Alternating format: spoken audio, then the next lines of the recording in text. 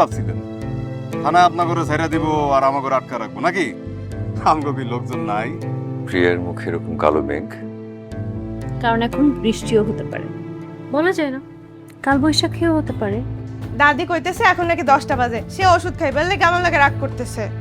আচ্ছা রাগ করবো না, রাত হয়েছে আর আমি ঘুমার সময় আমার ওষুধ দে, ওষুধ না দিয়ে তুই আমার মারতে চাস? ফোন বন্ধ কেন তোমার?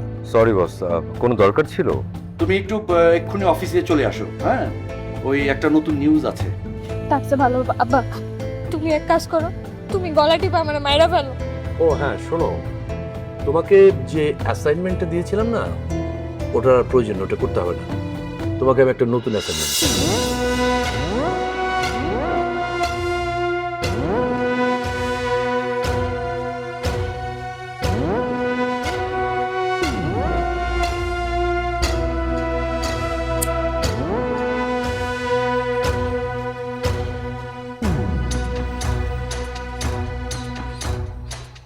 অ্যাসাইনমেন্ট?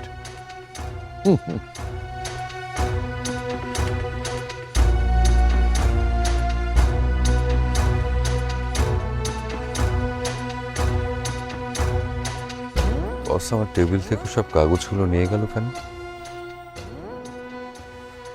বসই তো আমাকে অ্যাসাইনমেন্টে পাঠালেন, তাহলে এখন সব কাগজ নিয়ে যাবে কেন? তার মানে কি কোনো সমঝোতা?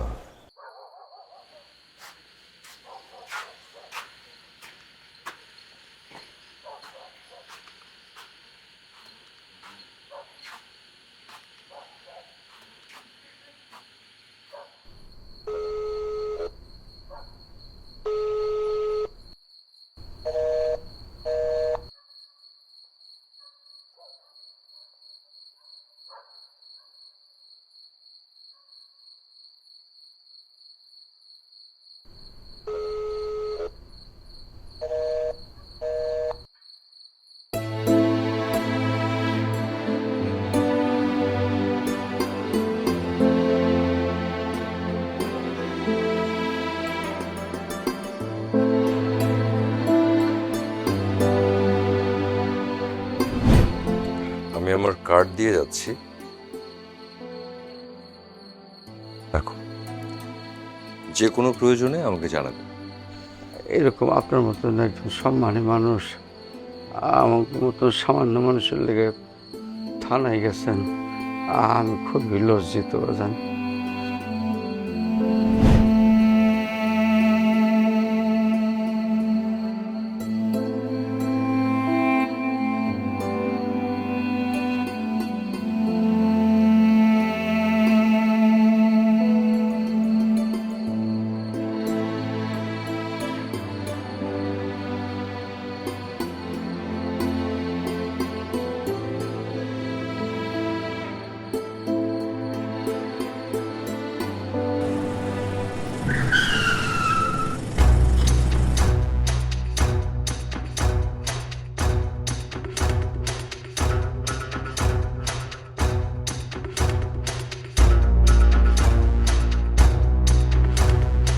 আপনারা কারা? ফ্ল্যাটে ফ্ল্যাটে টাইলসে মোড়ানো ঘরের ভিতরে খসে পড়ছে তারা, খসে পড়ছে এই জীবনের রঙিন পলেস তারা। সেই ঘরে তুমি বাস করেছ আজো, মহাজীবন ভাত কাপড়ে সাজো, বাঁচার জন্য করছো কত ঋণ,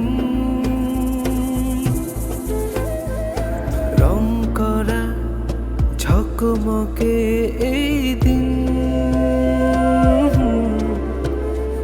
চেয়েছিল শুধু তোমার চোখের মনিটা দেখুক সমতা পৃথিবী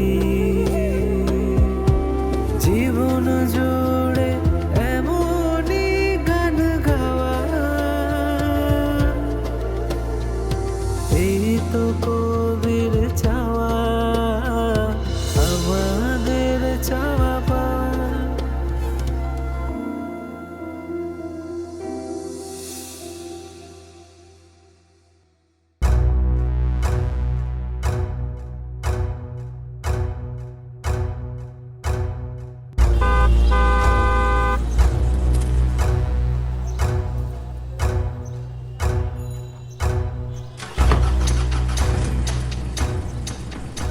মাই গড, মানে কি ছিনতাইকারী ছিল নাকি? ও মাই গড, 999 এ কল করি। না না, এখন আর তার দরকার নেই, চলে গেছে তো। মানে আপনি না আসলে একটা বিপদ হতে পারতো। কি বলছেন? This is risky. Thank you for coming. Thank you. My God, আমার তো দূর থেকে দেখেই মনে হলো আপনি কোনো বিপদে আছেন। আপনি না আসলে হয়তো বিপদ হতেই পারতো। Thank you very much. না না, আমাকে থ্যাঙ্কস দেওয়ার কিছু নেই। মানে অন্য কেউ হলে নিশ্চয়ই আমি নিজেই রিস্ক নিতাম না, কিন্তু আপনাকে তো আর এড়িয়ে যাওয়া যায় না। তাছাড়া তাছাড়া আরো কিছু আছে? অবশ্যই আছে। মানে প্রিয় কবিকে সাক্ষাৎ এরকম চোখের সামনে দেখার পরে তাকে এড়িয়ে কি করে যাই বলেন? তার মানে এই শহরে রাত বিরেতে মোটামুটি আমি নিরাপদ। কিভাবে? মানে এই যে আমার মতো কোনো ক্ষুদ্র কবির যদি কিছু পাঠক থাকে এবং যারা রাত্রে জেগে থাকে, অ্যাটলিস্ট আমাকে সেভ করতে পারবে। কি যে বলছেন আপনি? এরকম একটা বিপদের সময় কেউ মজা করে? আপনি উল্টো বলতে পারেন। বলতে পারেন আপনার মতো একজন কবি থাকার কারণে আমার মতো পাঠকরা প্রাণ পেয়ে বেঁচে থাকে। তাহলে কি নিজেকে কি গুরুত্বপূর্ণ ভাবা শুরু করব? আপনি এখনো হেয়ালি করছেন? আপনাকে আজকে রাত্রে চা খাওয়াতে পারলে খুব ভালো হতো। না না, কিন্তু অনেক রাত হয়ে গেছে। এক্স্যাক্টলি, অনেক রাত হয়ে আর গেছে। শুধু চাই খাওয়াতে পারতাম, কারণ আমার মানিব্যাগের অবস্থা বেশ রুগ্ন। কি যে বলেন। হাসছেন আপনি।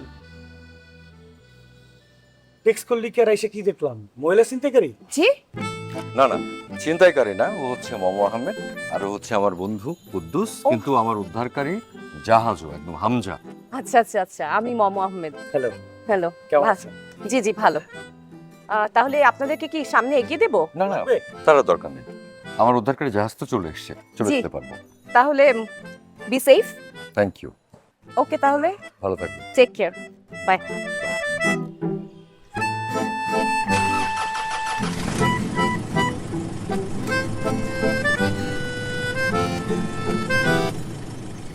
বাহ, কবি হলে তো আলাদা একটা সুবিধা আছে রে। হ্যাঁ, যখন বিপদে পড়বি চলে আসবে। তাও কারা? মেয়ে ভক্ত। ও সরি সরি সরি, ভক্ত না, অনুরক্ত। কোথায় জানি পোড়া পোড়া একটা গন্ধ আসতেছে না? না তো, মেয়েদের মতো হিংসায় পুড়ে যাওয়া গন্ধ। যা ভাবতেছিস সেটা না, আমাদের জ্বলে না, আমরা জ্বলাই। চল চল।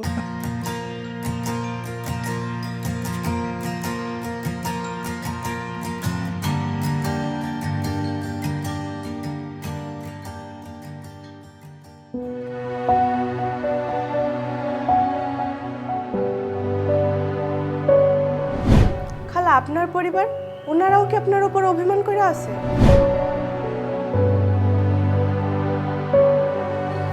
আচ্ছা, কান্নাকাটি করলে কি আর পুরোনো দিন ফিরে আসে? কান্নাকাটি করে তো কোনো লাভ নাই। রাত তো অনেক হয়েছে, আমার ওষুধ দেবে কে? সেই খেয়াল আছে? হ্যাঁ,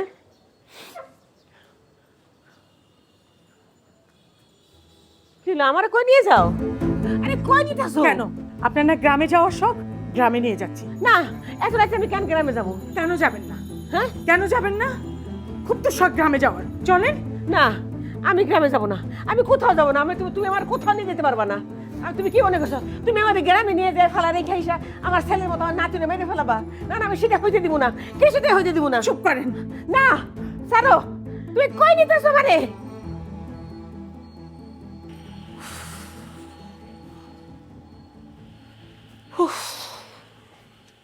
চাচা, তাহলে আজকে আপনি যান। মানে? চাচা, আমার অনেক টায়ার্ড লাগছে, আজকে না। দেখো শোনো, এই কটা দিন একদম দৌড়াদৌড়ি করে কত জায়গা থেকে কাগজপত্রগুলো ঠিক করলে, আর আর আর আর অল্প একটু কাজ করলে সমস্ত কাজ শেষ হয়ে যাবে। জানি চাচা, আমার আজকে সত্যি টায়ার্ড লাগছে, মাথাটাও খুব ধরেছে। আচ্ছা শোনো, এই মাঝপথে যদি এখন এটা ছেড়ে দাও, হাল ছেড়ে দিলে কিন্তু সম্পত্তি হাতছাড়া হয়ে যাবে, মনে থাকে জানো? জানো মামো, তোমার বাবা আমাকে রিকোয়েস্ট করেছিলেন আমি যেন কখনো আপদে বিপদে তোমার হাত ছেড়ে না দিই। একটা কথা শোনো, কেউ যদি কখনো তোমাকে এই সম্পত্তির ব্যাপারে কিছু জিজ্ঞেস করে, ভুল করেও একটি কথাও বলবে না, সোজা বলবে আমার উকিল সব জানে। কি হয়েছে চাচা বলেন তো? তোমার এই সম্পত্তির উপরে অনেকেরই নজর পড়েছে। কাদের নজর? অনেকেই, যেমন ধরো তোমার অফিসের কলিগ, তারপরে আত্মীয় স্বজন, আরো অনেক লোক। ও, জানো, সম্পত্তি না থাকলে অনেক ঝামেলা, আর সম্পত্তি থাকলে তার চাইতে বেশি ঝামেলা। ঠিক আছে চাচা, আমি কালকে থেকে আপনার সাথে এই সম্পত্তি নিয়ে সময় দিব। আজকে সত্যি আমি টায়ার্ড। ওকে, ঠিক আছে। ও আপনাকে ড্রাইভার নামিয়ে দেবে। কোনো দরকার নেই, আমি একা ম্যানেজ করতে পারবো। ঠিক আছে, হ্যাঁ। বেরোলাম আমি। জি। আচ্ছা, আরেকটা কথা, তুমি কিন্তু এখন সম্পূর্ণ একা।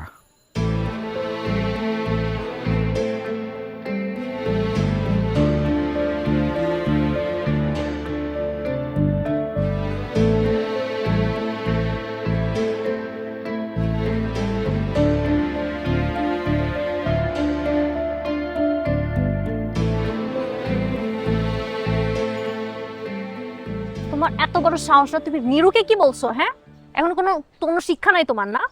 মানে তুমি একটা ঠাকুর বসায় কেন এরকম করছো? দেখছিস কত বড় সাহস? এই জায়গায় কি হয়েছে? শোনো, নেক্সট টাইম যদি ঝামেলা কিসের? কি সমস্যা? ইসলাম কি হয়েছে রে? যা যা।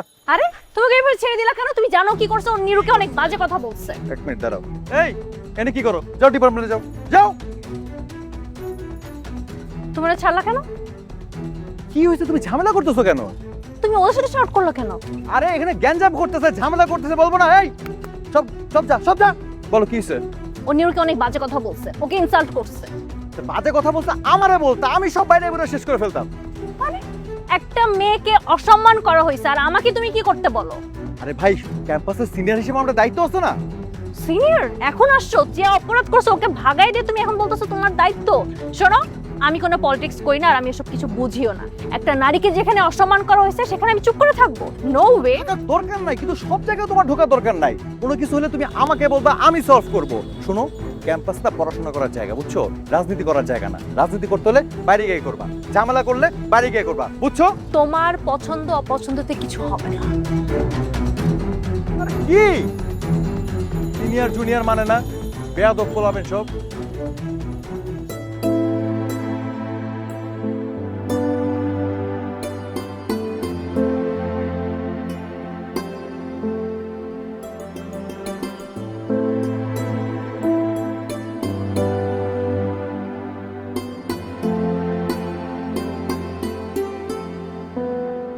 গুড মর্নিং মা।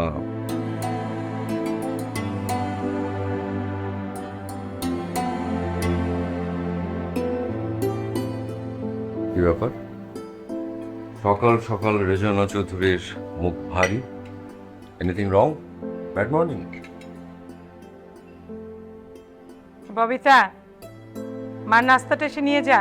আই ববিতা, কই গেল মন্ডু? কই গিয়ে মরছস? পানি দিয়ে দিস। দাদি আমাদের সাথে টেবিল নাস্তা করবে না, ঘরে করবে? সেটা তোর দাদিকে গিয়ে জিজ্ঞেস কর। ও, তার মানে তো সামথিং ইজ রং। কি এই বয়সে বউ শাশুড়ি ঝগড়া করছো? আমার তো খেয়ে কোনো কাজ নেই, সারাদিন এইগুলাই করবো। আমি কি তাই মিন করছি না? দাদি তো শুরু করে, সেটা তো আমি জানি। হয়েছে, নাস্তা করে অফিসে যা। তুমি খাবে না? পরে।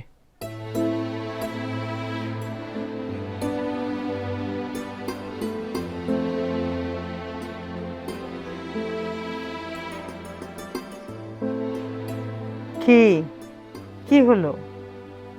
আমার আম্মার মন খারাপ, এটাই আমার জন্য অনেক কিছু। কি হয়েছে? বাবার কথা মনে পড়ছে? Got it. Don't worry my mother. বাবা নেই তো কি হয়েছে, তোমার ছেলে আছে। আচ্ছা মা, বলো তো, তুমি আর বাবা ডেট করতে কোথায় যেতে? মানে ঘুরতে টুরতে কোথায়? মার খাবে কিন্তু। বলো না। চলো আজকে আমরা বের হব, তুমি আর আমি, মা ছেলে মিলে ঘুরবো, পার্কে যাব, ফুচকা খাবো। তুমি আর বাবা যেখানে যেখানে যেতাম সব জায়গায় যাবো। যাবি? এক্ষুনি রেডি হয়ে নাও। ওঠো ওঠো, চলো চলো চলো, রেডি এক্ষুনি। নাস্তাটা কি? আমি রেডি হয়ে নাস্তা করবো। আচ্ছা, আমি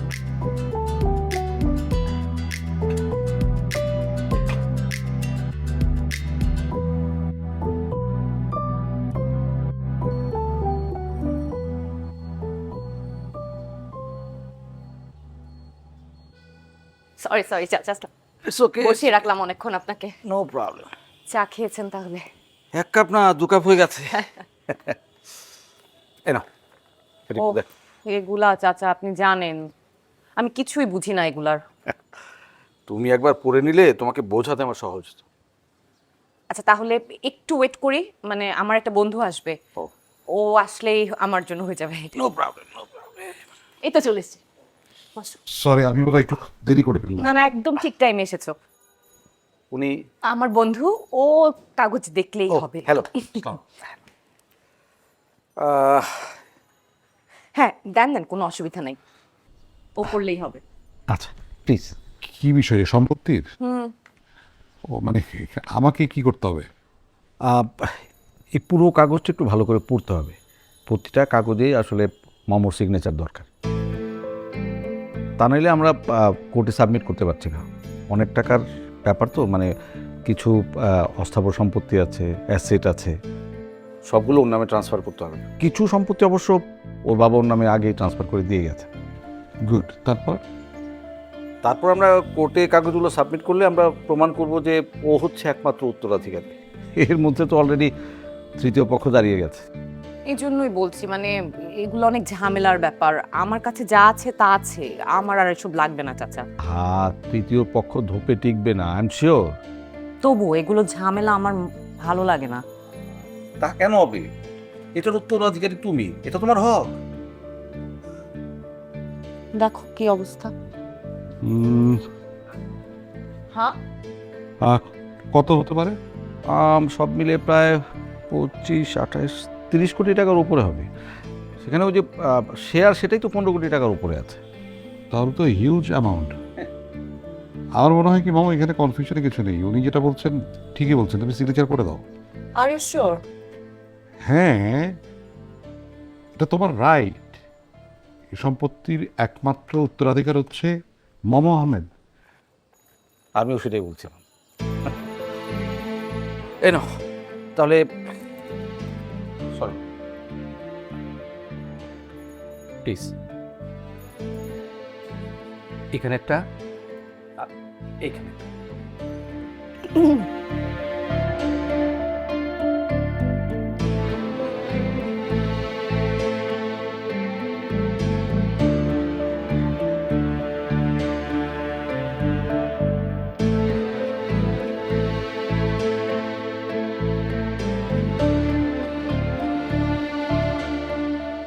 আরে তুমি শুধু শুধু রাগ করতেছো। আমি জানি তুমি পলিটিক্স করো, তোমার পলিটিক্যাল ব্যাকগ্রাউন্ড আছে, তারপরে তুমি আমাদের সাথে এরকম করবা এটা আমি কখনোই ভাবি। I am really shocked. শোনো, খালি চোখে যা দেখা যায় তা বিশ্বাস করো।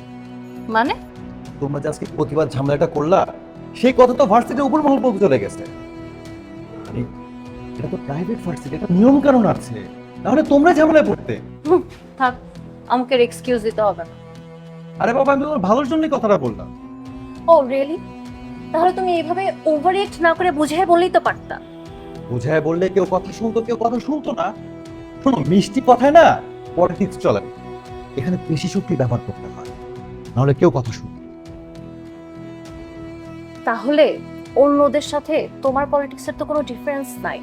তোমরা তো সবাই এক, সবাই শুধু নিজেরটাই ভাবো। আরে বাবা, তুমিও তো এখন রিঅ্যাক্ট করতেছো, কথাটা শোনো।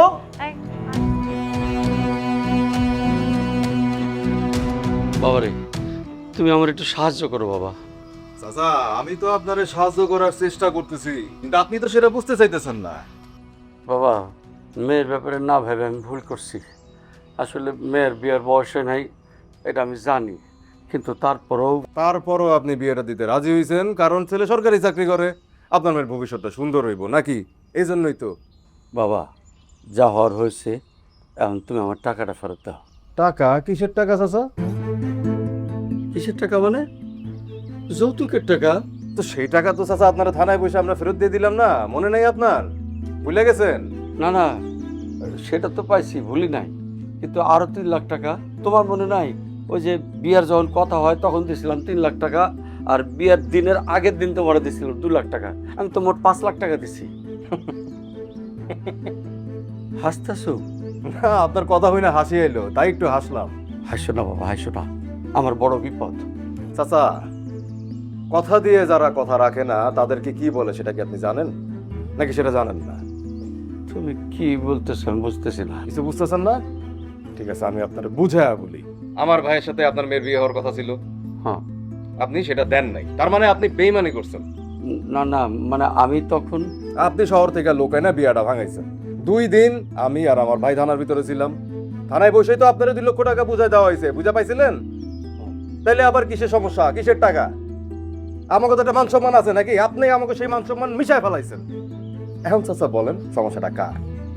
বাবারে, যে ছেলেটা আমার বাড়িতে আসছিল তারা তো আমি চিনি না। সেটা তো আপনার ব্যাপার কাকা, ওই ছেলেটা নিয়েই তো আপনি আমার ঘরে থানায় নিয়ে গেছিলেন নাকি? আচ্ছা বাবা, যা হওয়ার হয়েছে, এখন ধরো যে কারণে এই বিয়াটা ভেঙে যাক, সেটা তো এখন আর জোর দেওয়া সম্ভব না। না, সম্ভব, সম্ভব যদি আপনি চান।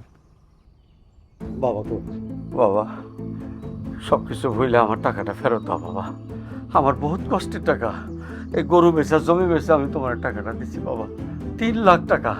এই টাকাটা এখন পাইলে আমার বড় উপকার হইব। অবাস্তব কথা কইতাছেন চাচা।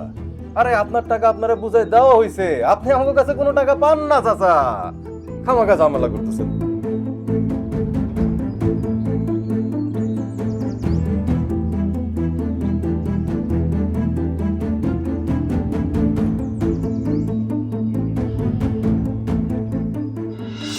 এইভাবে যদি মন খারাপ করে থাকো তাহলে প্রতিবাদটা করবে কখন? কিন্তু রূপও কেমনটা করবে আমি ভাবতে পারিনি। রূপক কিন্তু আমার অনেক ভালো ফ্রেন্ড। স্বপ্ন দেখে বলেই মানুষ বাঁচতে পারে, স্বপ্নহীন মানুষ তো আদতে মৃত মানুষ, যন্ত্রের মতো বেঁচে থাকে। সব কথা তোরা কই দিব? তুই কি বাড়ির মানুষ? কাজের মানুষ একটু বেশি বেশি কথা কস। ও, তার মানে আপনি মাত্র মেমোরি রিফ্রেশ দিলেন? দারুণ তো ব্যাপারটা। শেখাবেন কিভাবে মেমোরি রিফ্রেশ দিতে হয়? আপনি ওই ইনভেস্টিগেশনটা করতে গিয়ে এমন কিছু গোপন তথ্য পেয়েছেন যেটা আপনার, আমার, ইভেন আমাদের পত্রিকা অফিসের সবার ক্ষতি হওয়ার একটা সম্ভাবনা রয়েছে। ওই 2 লাখ টাকাটাও দিবেন আর আপনার মায়ের লগে আমার ভাইয়ের বিয়াটা আবার দিয়ে দিবেন। হ্যাঁ, উত্তর থেকে দক্ষিণে বয়ে হাওয়া সবার জন্য বইবে সমান ভাবে, জীবন জুড়ে এমনই গান গাওয়া, এই তো কবির চাওয়া, আমাদের চাওয়া পাওয়া, এই তো কবির চাওয়া।